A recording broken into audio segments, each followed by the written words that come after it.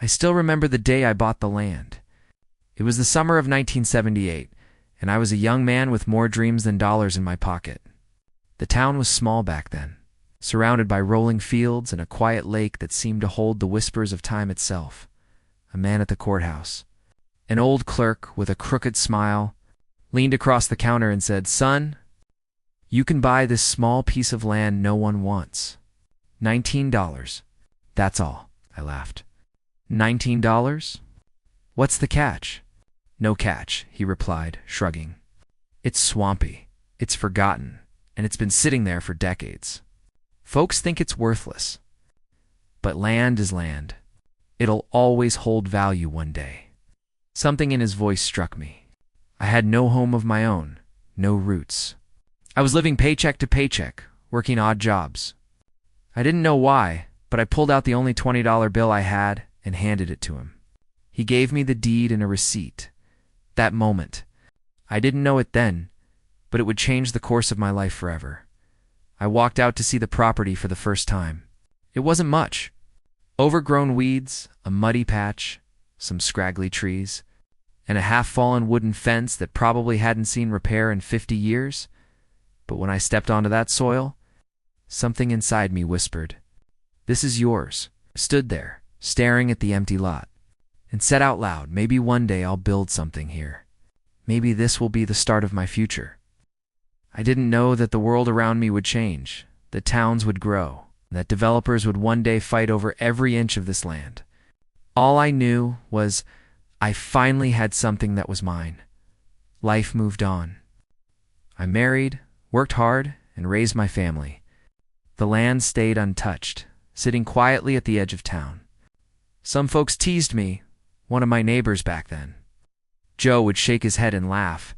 "You spent $19 on a patch of mud? What are you going to do, farm mosquitoes?"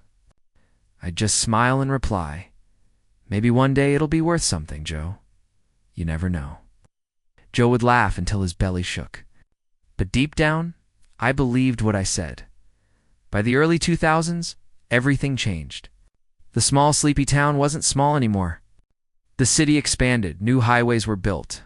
Shopping centers sprouted up, and houses began to spread like wildfire in my land. That swampy, forgotten patch was now surrounded by beautiful homes, paved streets, and schools. Developers came knocking. "Realtors sent me letters, sir," one young realtor told me, adjusting his tie nervously. "This property is sitting on prime real estate. It could easily fetch millions." I nearly dropped the phone when he told me the number. $6 million. $6 million. From $19 to that? My heart pounded, but as quickly as joy came, so did trouble. It started with a knock on my door one morning. A woman in her late 50s, polished and stern-looking, stood there, holding a clipboard. Behind her were two men in matching polo shirts, arms crossed, looking like bouncers for a neighborhood association. "Good morning," she said with a forced smile. "I'm Patricia, president of the Lakeside Estates Homeowners Association. We're here about the parcel of land you claim to own." "Claim to own." I repeated, frowning. "I don't claim to own it. I do own it." I showed her my old deed. Her smile thinned. "Well, according to our records, that parcel was supposed to be part of our community's green space. We've been maintaining the area for years, planting trees and mowing. So technically, it falls under HOA jurisdiction now." I looked at her in disbelief. "Green space. Ma'am, I've been paying the taxes on that land every year for 40 years. It's mine." The man beside her, tall with a shaved head, stepped forward. "With all due respect, sir, you can't just hold a piece of property in the middle of a community and disrupt our planning. It doesn't belong to you anymore." I felt anger boiling in my chest. "Doesn't belong to me? I have the deed. I have the receipts. It's been mine since 1978. Patricia leaned in, her eyes sharp as glass. "We'll see about that." A week later, I received a letter in the mail. It was from the HOA's lawyer. They claimed that since the land had been abandoned for decades and maintained by the community, it was now theirs by default. They threatened to sue me if I didn't sign it over. I sat there at my kitchen table, staring at the letter, my hands trembling. My late wife's photo sat beside me, smiling gently like she always did. I whispered, "Mary, what would you tell me? Would you say fight them? Or let it go?" I could almost hear her voice in my heart. "It's yours. Don't let them take what you've held on to all these years." That was enough. I folded the letter and said out loud, "They picked the wrong man." I drove to town to meet an old friend, Tom, who had once been my neighbor and was now a respected attorney.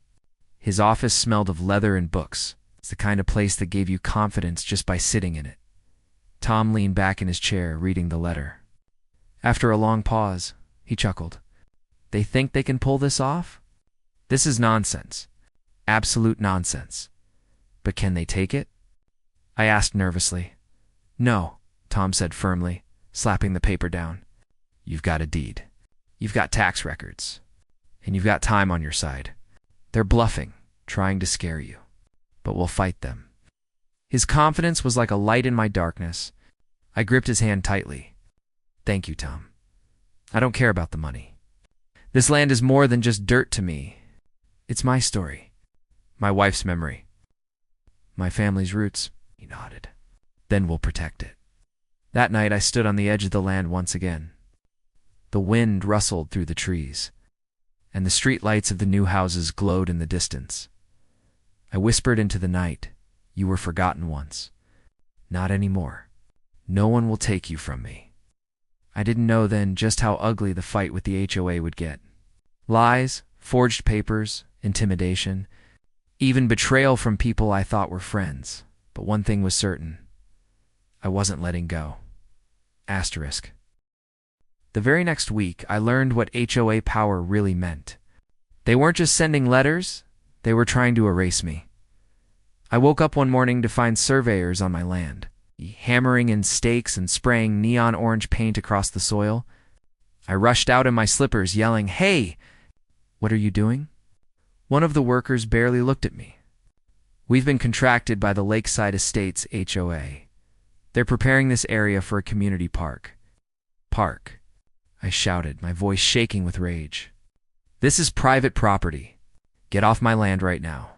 The workers shrugged, muttering, "Talk to the HOA." Then they packed up, leaving behind their neon marks, scarring my soil. Later that evening, I drove past and saw a sign stuck right into the ground. "Future Lakeside Community Park, sponsored by the HOA. I ripped it out with my bare hands, my chest heaving.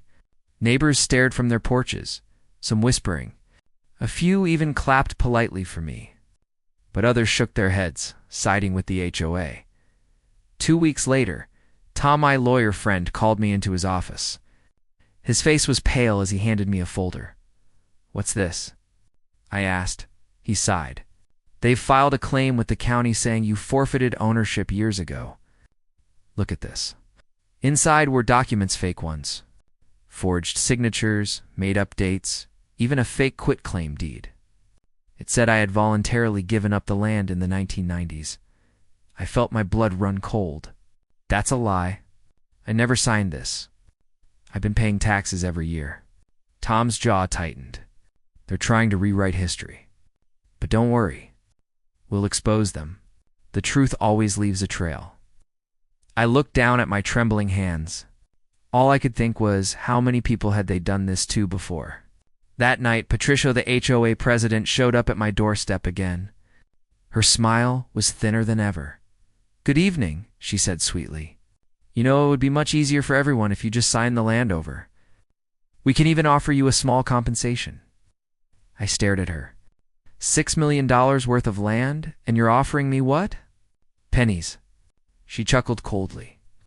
"Ownership is just paperwork, Mr. Harris. Paperwork can disappear. Paperwork can change. But the community will always win in the end." I clenched my fists. "Not this time. Not with me." Her eyes turned icy. "Then you'll regret this. Trust me." And she walked away, heels clicking like hammer strikes on the pavement. The weeks that followed were some of the darkest of my life. The HOA began spreading rumors that I was a squatter on their land. They sent letters to my neighbors warning them that my property was hurting their home values. At the grocery store, I overheard whispers. "That's the man fighting the HOA. Greedy old fool. Why doesn't he just let the community use it?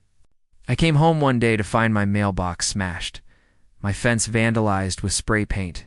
HOA land. I sat on the porch that night, staring into the dark, fighting back tears. For the first time, I wondered if maybe I should give in. Maybe it wasn't worth the fight. But then, I thought of Mary, my late wife. She used to say, if something is truly yours, you guard it with your life. Otherwise, you'll spend forever regretting what you gave away. That memory steeled my resolve. Finally, the court date was set. I sat in Tom's office, nervous as a schoolboy. Piles of evidence lay across his desk: deeds, tax receipts, bank records, photographs of me standing on the land through the decades. Tom patted my shoulder. Don't worry. They forged documents. That's a felony. Judges don't take kindly to liars. But they've got money, I said softly. Power. Friends in the county. Tom looked me in the eye. And you've got the truth. The courtroom was packed the day of the trial. HOA board members sat in a row, smug in their suits.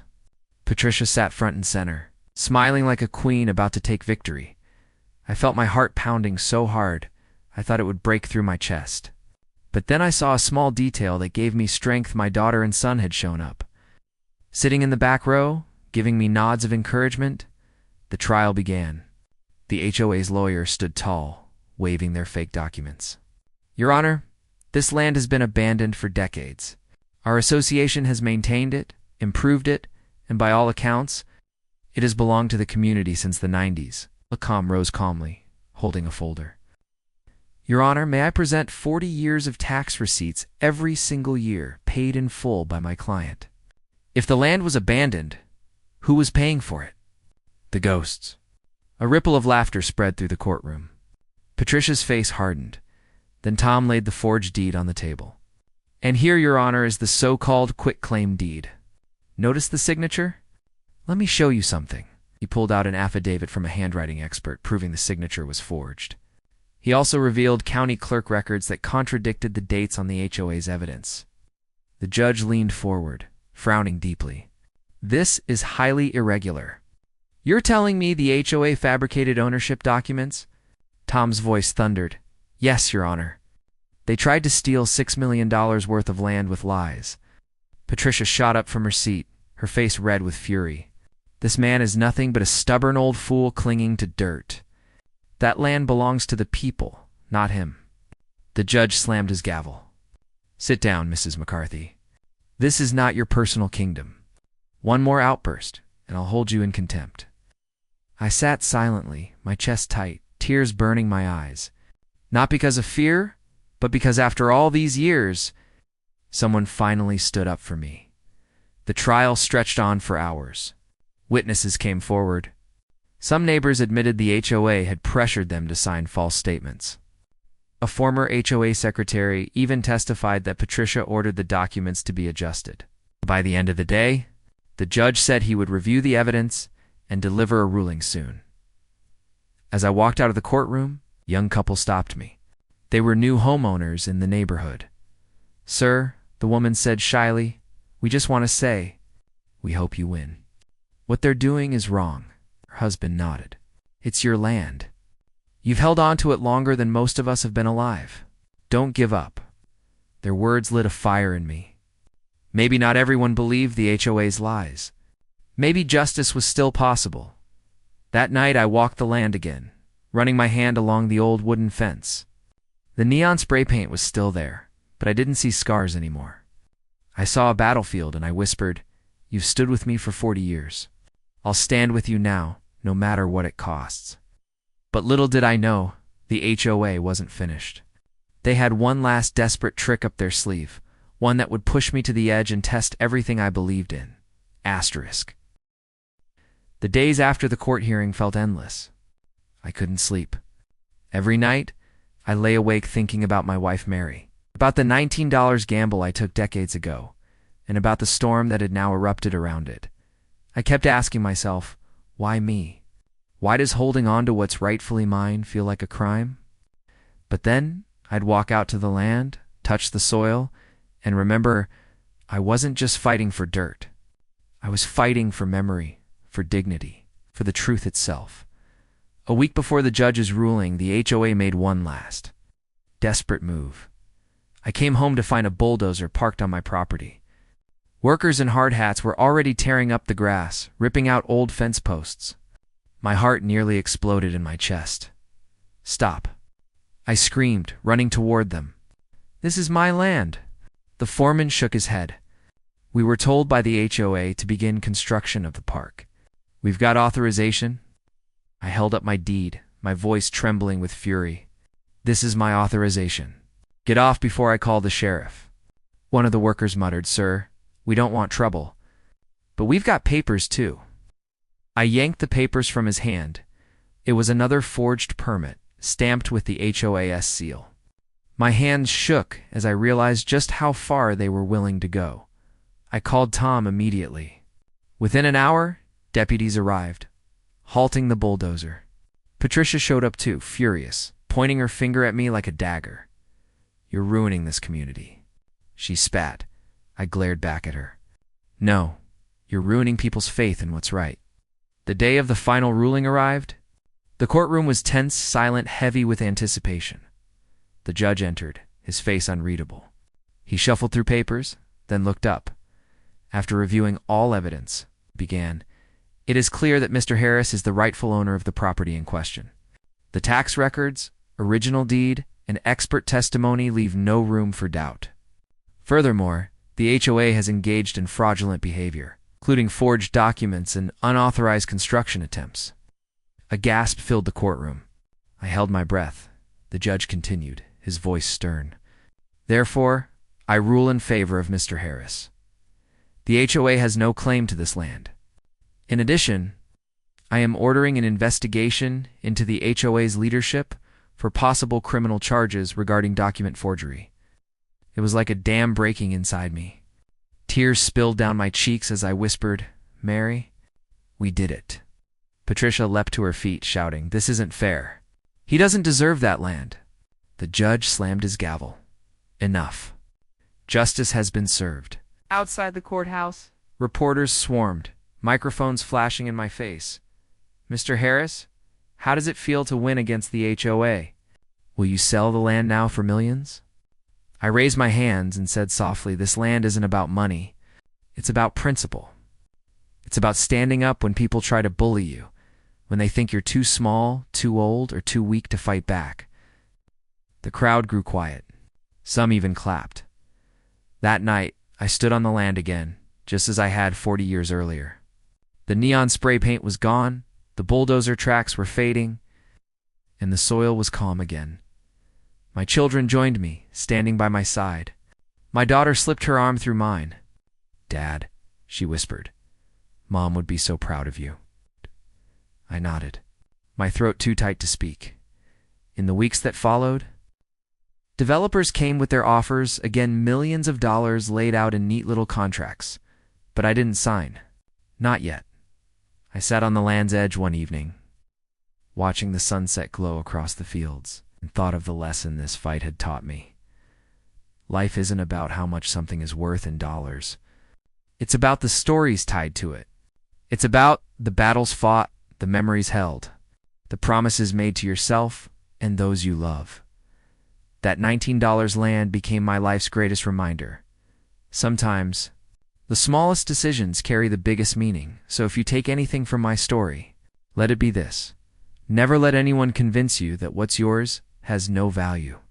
Never let bullies write your story for you, because in the end, land, money, possessions, they're not just things. They're chapters of who we are, and when you guard them with truth and heart, you leave behind more than wealth. You leave behind a legacy. I touched the soil one last time that evening and whispered, "Thank you for standing with me." The wind rustled through the trees, almost like an answer.